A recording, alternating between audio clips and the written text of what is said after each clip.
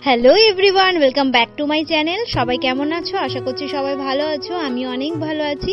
আমার নতুন আর একটা ব্লগ ভিডিওতে তোমাদের সকলকে ওয়েলকাম জানিয়ে আজকের একটা ভিডিও আমি শুরু করছি।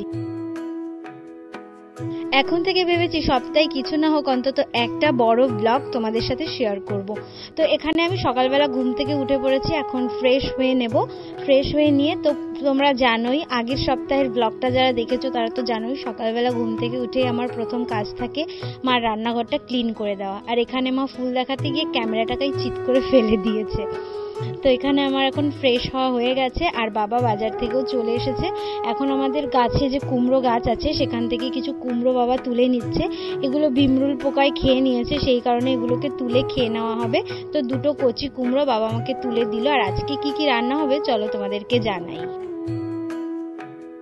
রান্না হবে কুমড়ো ফুলের বড়া, যার জন্য এখানে যে চাল ভিজিয়ে রেখেছি। আর আছে চিংড়ি মাছ, কচি কুমড়ো, চিংড়ি মাছ, আলু দিয়ে একটা তরকারি। আর স্পেশাল মেনু হচ্ছে পাবদা মাছের সর্ষে পোস্ত, যেটা আমি বানাবো। বাকি রান্নাগুলো মা করবে। আর সকালবেলা বাজার থেকে বড় একটা তরমুজ নিয়ে এসেছে বাবা। এখন আমি মাকে রান্নাঘরটা ক্লিন করে দিয়ে যে মাছগুলো বাবা আজকে বাজার থেকে এনেছে সেগুলো কেটে কন্টেনার ভরে ফ্রিজে রেখে দেবো। এগুলো সারা সপ্তাহের মাছ।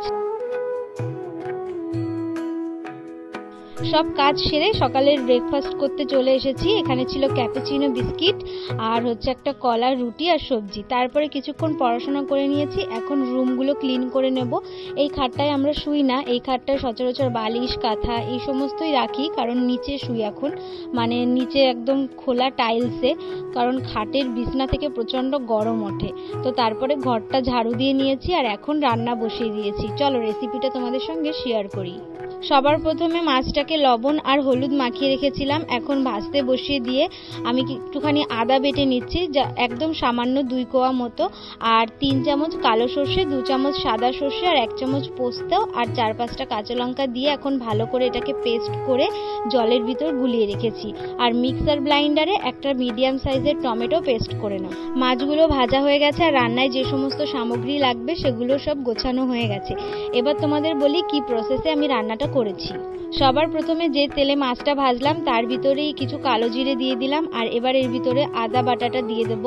আদা বাটাটা দিয়ে সামান্য একটু ভেজে কাঁচা কাঁচা গন্ধটা চলে গেলে তারপরে এর ভিতরে দিয়ে দেব। এবার আমি গ্যাসের ফ্লেমটা একদম মিডিয়াম রেখে এর ভিতরে 1 চামচ হলুদ আর 1 চামচ কাশ্মীরি রেড চিলি দিয়ে দিচ্ছি। তোমরা চাইলে শুধু যে শুকনো লঙ্কার গুঁড়োটা হয় সেটাও দিতে পারো, কিন্তু আমি রেড চিলিটা দিইনি যেহেতু লঙ্কা পেস্ট করে দিয়েছি। তারপর এর ভিতরে টমেটোর পেস্টটা দিয়ে দিলাম। এবার যতক্ষণ তেল না ছাড়ে এটাকে মিডিয়াম ফ্লেমে ভালো করে কষিয়ে নিতে হবে। স্বাদ মতো লবণ দিয়ে দিলাম। যখনই তেলটা ছেড়ে আসবে তখন আমি যে সর্ষে আর পোস্তটা জলে গুলে রেখেছিলাম সেটা সেকে নিয়েছি। আমার একটা ছাঁকনি দিয়ে সেকে নিয়েছি, নিয়ে তার ভিতর লবণ আর পরিমাণ মতো হলুদ গুলিয়ে রেখেছিলাম। এবার আমি সেটাকে কড়াইয়ের মধ্যে দিয়ে দেব। দিয়ে যখন জাল উঠবে, জাল ওঠার কিছুক্ষণ পর আমি মাছগুলো এর ভিতরে মাছগুলো ছেড়ে দেওয়ার পর যখন ঝোলটা পরিমাণ মতো শুকিয়ে আসবে তখন তার ভিতরে 3টে কাঁচা লঙ্কা চিড়ে দেব আর একটু কাঁচা সর্ষের তেল দিয়ে দেব।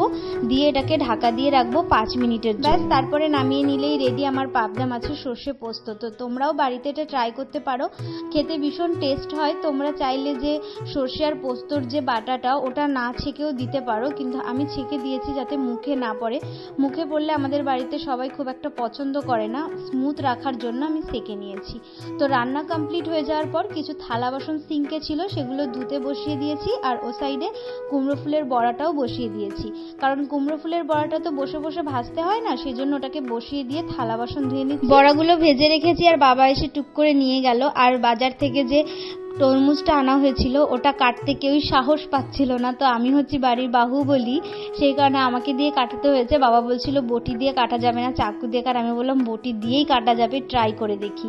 তো তারপর তরমুজটা কাটলাম। আর এত বড় তরমুজ, মানে বাবার শখ ছিল, কিনেছে। শখে মানুষ কি না করে, কিন্তু মানে এতটা তরমুজ, কালকে সকালবেলা বাবা ডিউটিতে চলে যাবে, তো কে খাবে? সেই জন্য হাফটা তরমুজ ভালো করে জুস করে একটা কেটলি ভরে ফ্রিজে রেখে দিয়েছি। আর বাকি হাফটা তরমুজ পলিথিনের ভিতর আটকে রেখে দিয়েছি। তো চলো আজকে দুপুরের লাঞ্চটা দেখাই। সাদা ভাত, নিম বেগুন, আর এখানে সেই কুমড়ো দিয়ে আলু দিয়ে চিংড়ি মাছের তরকারি আর পাবদা মাছ এখানে, আর আছে হচ্ছে কুমড়ো ফুলের বড়া। তো এগুলো সব রান্নাবান্না সেরে রান্নাঘর পরিষ্কার করে চলে এসেছি তরমুজের জুস বানাতে। হাত দিয়ে যতটা পারছি জুসটা বানিয়ে নিচ্ছি, বাকিটা পরে মিক্সিতে দেওয়া হবে। এই জুসটা পুরো রেডি করে ফ্রিজে রেখে দেওয়া হয়েছে, আর তারপরে ভাত রাত খাওয়ার পর সবাই মিলে এক এক গ্লাস করে খাওয়ার পরে জুসটা আর কি শেষ হয়ে গেছিলো।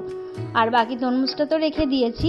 তো খাওয়া দাওয়া সেরে একটু শুয়েছিলাম, আর 3:30টার দিকে শুয়েছি, কিন্তু ঘুম আসতে আসতে 4:30 বেজে গেছিলো। উঠতেও অনেকটা লেট হয়ে গেছে। তো তরমুজের জুসটা করার পরে এখনও জামা কাপড় ধোয়া বাকি। তো যে জামা কাপড়গুলো বাবা ডিউটির থেকে নিয়ে এসেছিল সেগুলো আজকে ধুয়ে দেওয়ার জন্য রেখে দিয়েছিলাম, কারণ এই কয়দিন সময় পাইনি। তো সেই জন্য ডিউটির জামা কাপড়গুলো এখন ধুয়ে দিচ্ছি। আর আজ কদিন সকালবেলা ফুল তুলতে মনেই থাকছে না, কারণ আমি প্রত্যেক দিন এই রোদের ভয়তে সকালবেলা দাঁত ব্রাশ করতে করতে ফুলটা তুলে নিয়ে আসি, কিন্তু যেহেতু নিচে শুচ্ছি সেই কারণে নিচে থেকে আর ওপরেও আসা হচ্ছে না, আর ফুলগুলোও তোলা হচ্ছে না। সেই কারণে জামা কাপড় মেলতে আসার পর এই চড়া রোদের ভিতর ফুল তুলছি। আর বাবা আজকে যার জন্য আমাকে বকা দিয়েছে, বলেছে রোজ সকালবেলা ব্রাশ করতে করতে তুই ফুলগুলো তুলে নিয়ে যেতে পারিস না, এই রোদের ভিতর আসিস। তো ফুলগুলো তুলে নেওয়ার পর নিচে স্নান টান করে খাওয়া দাওয়া করতে বসেছি। আর দেখো নিম বেগুন খাওয়ার সময় ভাইয়ের মুখের রিয়াকশন দেখো। আমার এত অ্যালার্জি হয়েছে যার জন্য আমি আজকে তিতোটা খাওয়ার সময় কোনো ঢং করিনি, একদম চুপচাপ খেয়ে নিয়েছি। আর একটা থালায় বাবা মাখিয়েছে, সবাইকে পরিমাণ মতো দিয়েছে। ভাইয়ের মুখের রিয়াকশন দেখে আমি ভীষণ এনজয় করছিলাম। নিজে রান্না করেছি বলে বলছি না, পাবদা মাছের রেসিপিটা সত্যি দারুণ হয়েছিল খেতে। তো সবার ভালো লেগেছে। তারপরে খাওয়া দাওয়া সেরে এক গ্লাস তরমুজের জুস এখন খাবো, খেয়ে তারপরে শোবো। তো তারপরে চলো বাকি কি করি না করি দেখি। গরমের সময় শুয়ে পড়লে যতই দুপুরবেলা ভাবো যে তুমি ঘুমাবে না, কিন্তু ঠিক একটা ছোটোখাটো ঘুম হয়েই যাবে। তো ঘুমটুম দিয়ে 4:30 দিকে ঘুমিয়েছিলাম একটু, 5:30 6টার দিকে ছাদে এসেছি। এখন শাক তুলবো, প্রচুর কলমি শাক, ব্রাহ্মী শাক, তারপরে পুরানোটে শাক, এগুলো হয়েছে। এগুলো সব মায়ের সঙ্গে হাতে হাতে তুলে দিচ্ছি। এগুলো কালকে সকালবেলায় বাবাকে টিফিন আর লাঞ্চে করে দেবো, সেগুলো নিয়ে যাবে। তো এই শাকগুলো খেতে ভীষণ টেস্টি হয় আর নিঃসন্দেহে খাওয়া যায়। আমার মা এই শাকগুলো লাগিয়ে যে কি ভালো করেছে কি বলবো, সপ্তাহে অন্তত 3 থেকে 4 দিন আমরা শাকগুলো খেতে। ওদিকে মা শাক তুলছে, আমি ভাবলাম যে জামা কাপড়গুলো আগে মেলে নিই, কারণ বারবার এদিক ওদিক যেতে হচ্ছে, নাকে মুখে বাজছে জামা কাপড়গুলো। তো সেই জন্য তাড়াতাড়ি জামা কাপড়গুলো ভাঁজ করে তারপরে শাকগুলো তুলবো। তো তোমাদের ব্রাহ্মী শাকগুলো দেখাবো, তোমাদের দেখলেই এত ভালো লাগবে, টাটকা টাটকা শাক।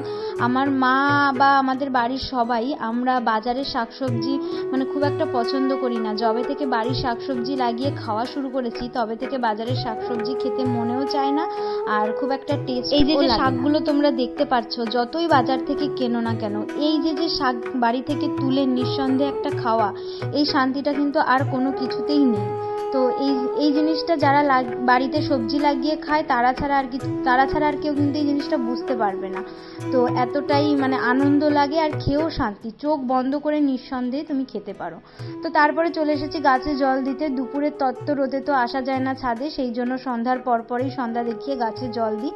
তো আজকের ভিডিওটা এই পর্যন্তই রাখছি। তো তোমাদের কেমন লাগলো ভিডিওটা অবশ্যই জানিও, আর ভিডিওটা যদি ভালো লেগে থাকে তো একটা লাইক কমেন্ট শেয়ার করে দিও। আর কোনো নতুন বন্ধু যদি আমার ভিডিও আজকে প্রথম দেখে থাকো তো চ্যানেলটা সাবস্ক্রাইব করে আমার পাশে থেকো। আর বড় ব্লগ তোমাদের কেমন লাগছে আমাকে কিন্তু কমেন্টে জানাতে একদম ভুলবে না। তো চলো টাটা, আবার দেখা হবে তোমাদের সাথে নতুন কোনো একটা ব্লগে।